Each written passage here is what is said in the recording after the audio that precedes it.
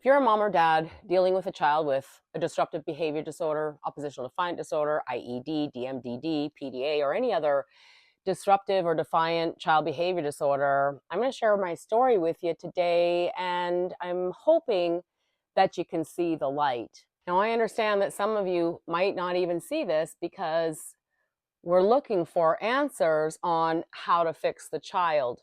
But I'm going to share my story with you today, why I've committed my life to sharing videos online with an alternative strategy for these behavior disorders, what I did to turn my life around, and the strategies and principles that we share with parents who come to us from all over the world with the most defiant, disruptive, and sometimes violent child behavior. From 2 to 32, no matter what you're dealing with or how old your child is, if you still have an influence in their life, well, hallelujah, because you're the one that has all the power to help them. Now, if we go back in time, I would have been diagnosed with ADHD and oppositional defiant disorder, medicated, put through therapy, and I just would have caused trouble my entire life, believing something was wrong with me when nothing was wrong with me, and nothing is wrong with your children. I read a book called Think and Grow Rich in 1994, where I learned that you didn't have to be a straight A student. You didn't have to be anybody special, that you could set a goal, create a plan, work the plan, plow through obstacles, and achieve success. Now, I was 21 years old when I read that book. I ran over to my dad's house and I said, Dad, I don't know how, but I'm going to find a way to empower all the children before the age of 12, because if I knew the principles of success as a child, I never would have done all the stupid things I did as a teenager. He kind of looked at me and went, oh yeah, that's nice, dear.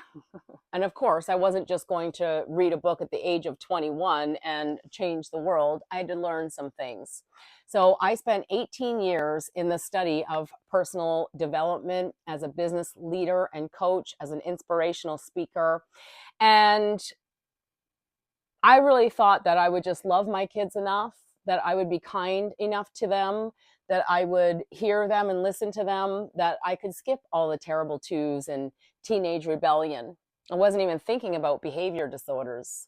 So at that time, I invested in myself. I invested in workshops, classes, seminars, you name it, every book. I read it on how to create success, on how to be a great leader. But with this dream still in my soul to find a way to empower kids, when I became pregnant with my first son in 1997, I started to read parenting books. Magic 1, 2, 3, How to Talk to Kids So They Listen and Listen So They Talk. Kids Are Worth It by Barbara Coloroso. Super Nanny was on TV every night, so I watched that and I learned about positive discipline.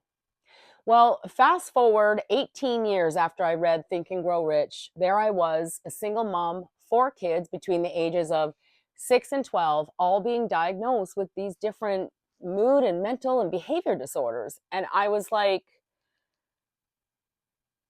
what's the cause of that? Were they just born that way? Is it me? Am I doing something wrong? So much mom guilt and so much heartache as my kids were completely out of control. I'm out there building my business, went top 10 in the world in 2 different companies, totally transformed my life because I wanted to give my kids the life that I always wanted, which included all of the gadgets, Nintendo DS's, karaoke machines, computers, a TV on every floor, all the designer clothes. We went on trips. We went to Mexico. We went to Disneyland. We went camping every year. Like, I just did my best to be a great mom, and ending up in fetal position, crying on my bathroom floor, praying to God for an answer after my youngest son was diagnosed with ADHD in the most severe case of oppositional defiant disorder that the school psychologist had ever seen. Nothing that they told me to do worked. My only option was to put him on medication, put him in therapy, and put him into an alternative classroom with a glass room at the back so they could drag him in there kicking and screaming, and he could scream in there as long as he wanted to without disturbing the class. Like, that was the solutions. And it just didn't feel right in my heart. So I started thinking that maybe being a grandparent will be better. Well, judging on some of our clients today who come to us raising their grandkids, it's not any better unless we get what I'm about to share with you. So through a whole magical series of events that one can only give all the glory to the creator, God. I met a gentleman by the name of Thomas Leota in January of 2011. Now, I was an inspirational speaker, so I thought that I could be interviewed on his radio show, is all I knew about him. So we made a connection. And we started talking on the phone because he wanted to coach me on how to speak a more positive language when I was interviewed on his radio show, even though I was thinking, like, what could you possibly have to teach me? Well, lo and behold, I learned some things. I changed from the inside out. He made a difference in my life. I knew he was into personal development. I never knew he knew anything about kids. So I'm just thinking back on all the times we would be on the phone and the kids would be screaming in the background and I'd be telling them to be quiet and I'm trying to talk to him. I mean, you get it. So by May of 2011, I wanted to put together a workshop for entrepreneurs called the Foundation for Life, where I invited Tom to Canada to help me put this workshop together for entrepreneurs so that they could believe in themselves and they could create more success. And that's when I actually got to see him with my kids. And the first time that I ever saw the magic of creating champions for life, it was getting close to bedtime, and my youngest son never went to bed without at least a 3-hour screaming fit every night. So I was walking on eggshells and dreading the moment where I was going to do my best gentle parenting and warn him that bedtime was coming up soon. Hey, Zach, it's almost time for bed. Just knowing what's about to happen. And yeah, immediately Zach goes into, I don't want to go to bed. And Tom came around the corner and he goes, hey, Zach, would you like to go to bed now with a story, or in 10 minutes from now, all by yourself? Now, haven't we been taught that if we're going to be a good parent, that we need to read our kids a bedtime story every night? Well, here's this little guy. He has an opportunity to think about it for the very first time in his life. 10 minutes by myself. And I'm thinking, okay, yeah, right. Well, in 10 minutes from now, the meltdown will start. I'll still have to read a bedtime story and the meltdown and all of that. But okay, let's see what happens. But Tom did something different. You see, all kids crave attention. And what Zach was doing is he was constantly craving attention, but in a negative kind of way, where I would kind of come in and try to correct his behavior, put him in a timeout, punish him somehow. But Tom gave him some proactive attention. He brought him over to the clock and he goes, do you know what 10 minutes looks like on the clock? And Zach goes, no. And Tom took the time to show him what 10 minutes looks like on the clock. Well, lo and behold, 10 minutes later, up comes this little guy, big smile on his face. I love you. Hug, hug, good night.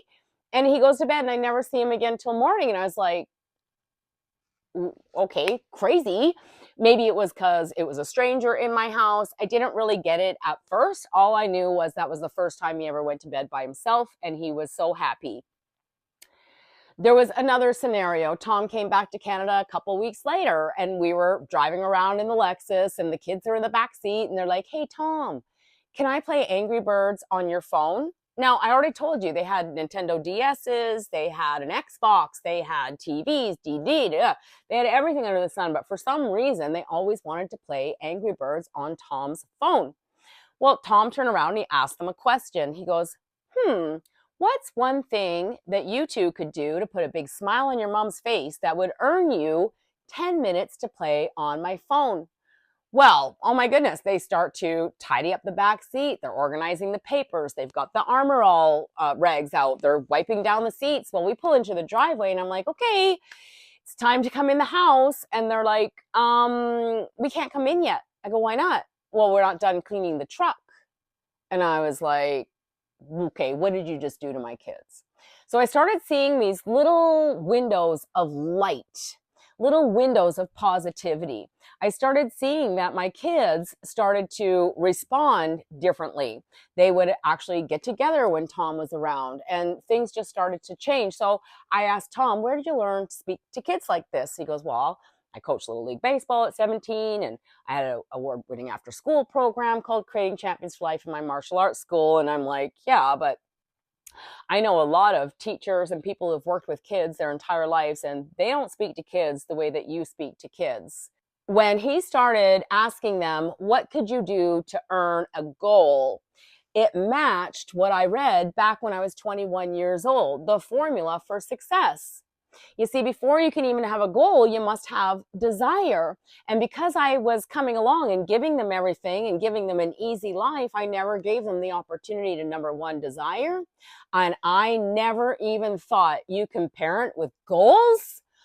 Okay, so what other parenting philosophy talks about goals, parent approved plans, teaching your kids life skills, role playing with them before going out into public or to a restaurant or before any activity? What other parenting philosophy taught show your kids to make the bed, mess it up, have them make it, and then you just continue the process until they can make the bed as good as you can? And oh my gosh, my kids could do so many things that I never ever gave them credit for. Every time Tom would go back to Seattle, I would phone him. Hey, my kids are laying all over the couch. They're supposed to be doing the chores. What was that thing that you said to them again to get them off the couch? He goes, go in and ask them, hey guys, what should we be doing right now? So I go in, I ask, hey guys, what should we be doing? Well, of course, it's me, and they think they can get away with whatever. So they're like, I don't know, blink, blink. So I run back into the other room and I phone Tom. They go, they just said, I don't know. Now what do I say? Well, he always had an answer, just this beautiful ebb and flow language that was focused on their goals, which was so empowering. So I go back in and I'm like, hey guys, I know you don't know, but if you had to guess, what would the answer be? And all four of them, ages 6, ADHD and ODD, age 9, ADHD, age 11, just sheer defiant and really didn't like me that much. And then my 12-year-old son was diagnosed with ADD when he was in grade 1. So all four of them, all different ages, all dealing with different emotional issues and behavior issues, got off the couch, said, our chores, and did them. And that was all that I had to do. And it was absolutely mind-blowing. So I continued to phone Tom for advice, and he kept giving me these little one-liners, and he'd help me with the mindset and how to change my intention from coming in to punish them to empowering them to earn goals. And after like maybe a month or so, I was like, Tom, like, you have a parenting philosophy here, and I think every parent in the world needs to know about this. But I didn't really see it yet, and he didn't really see it yet. And we're like, oh yeah, well, when we're done doing all of our current work, we'll get to it eventually. So for 6 months, I applied these strategies, these principles in my home. Knowing your role as a parent, coming in with the focus of teaching life skills, understanding that the kid's brain thought differently than my brain, understanding that there's no possible way that they could see the world the same way that I did. He taught me to set up and create a proactive environment at home.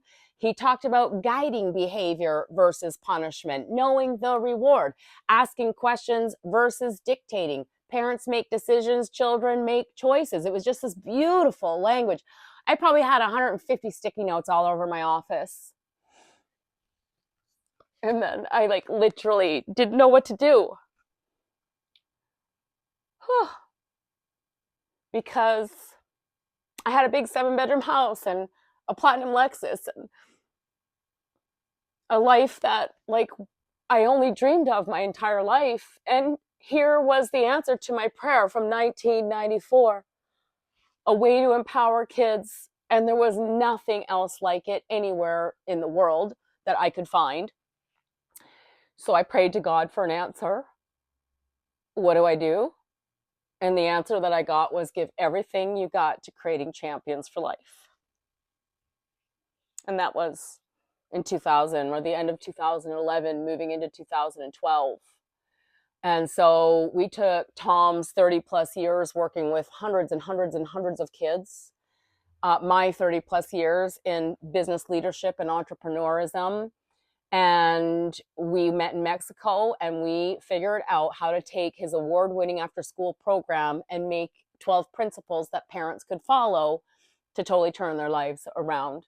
And along with starting to write our book, Learn to Speak Kid, and getting the process in order, we started to work with parents pro bono Tom just started to do little coaching calls and mentorship calls, and lo and behold, they saw a difference in their child's behavior too. And we started to get testimonials. And so that just solidified that for whatever reason, God chose us to do this mission, put Tom and me together to bring you solutions that are an alternative to medicating kids, putting them in years of therapy, dealing with the chaos and the frustration your entire life. And worse than anything, kids growing up believing something's wrong with them.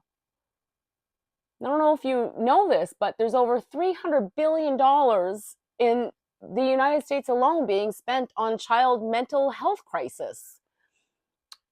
Drug overdose, fentanyl is the number one cause of death for our teenagers. Number two cause of death is suicide, which I believe they're calling unliving or unliving themselves. I don't even know what the term is for it today, but it's not good.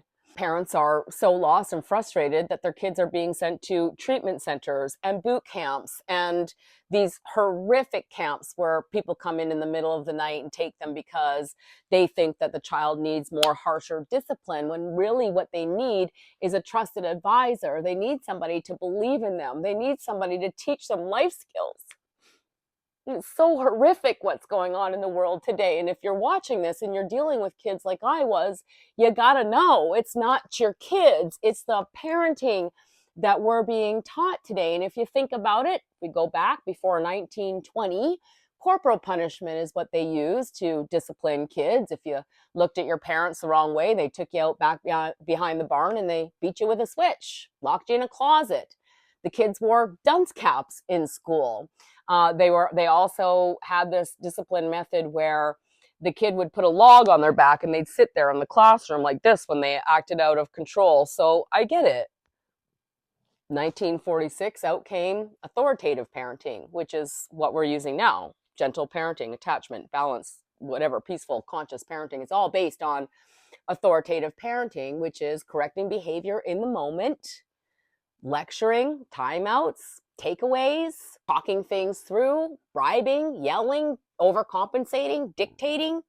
And you're right, nothing works to get the kids to cooperate because those are all very reactive, when the truth is that when a child is born, they're born with not understanding at all how the world works. They don't know what it means to sit straight up in a chair. They don't know what it means to use their manners. They don't know anything about anything. So the one thing that I can guarantee you is your kids are going to do things you're not going to like, but are they doing it to be defiant? Are they doing it to push or test boundaries? Or are they doing it because they're like, look at me, see me, hear me, guide me, show me what to do?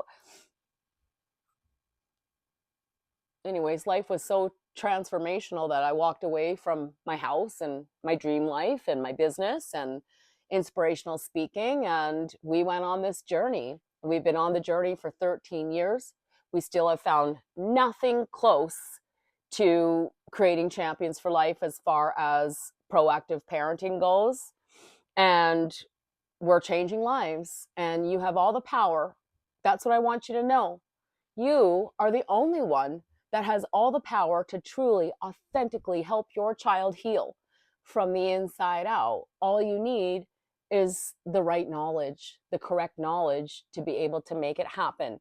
You're not going to find it in any other parenting books. You're only going to find it here at Creating Champions for Life. If this made sense to you, please click like on our video, subscribe to our YouTube channel, not for us, but so that other parents who are struggling can find this video. And if you're like, okay, but what do I do? How do I work with you? We have a 90-minute masterclass now that shares our 3-part framework to reclaim peace in the home and to break through defiance. In 90 minutes, you can totally have a transformative experience. And at the end of that, we will share with you our 90-day plan for total transformation. And we 100% guarantee the results. So if you don't get the results I'm talking about right now, healthy, happy, cooperative, kind, respectful, outstanding children, then we'll work with you till you do. And that's our promise to you. So hopefully I hit a chord somewhere and open up your heart to know that you have an option to send your kid off to some treatment center, deal with stress and chaos and heartache for the rest of your life, or learn to speak kid with Creating Champions for Life and become your child's trusted advisor. Connect with them, create a bond with them that is so unbreakable that you will always be the person that they come to when they're ready to learn the next life skill. Because whether we like it or not, our children are going to grow up. They are going to learn about drugs, alcohol, cigarettes, sex, everything. And don't you want to be the one to influence your child's life? Now, I just shared a video the other day about the power of creating a proactive plan. So if you want to get to know us a little bit better, simply click right over there and watch the next video.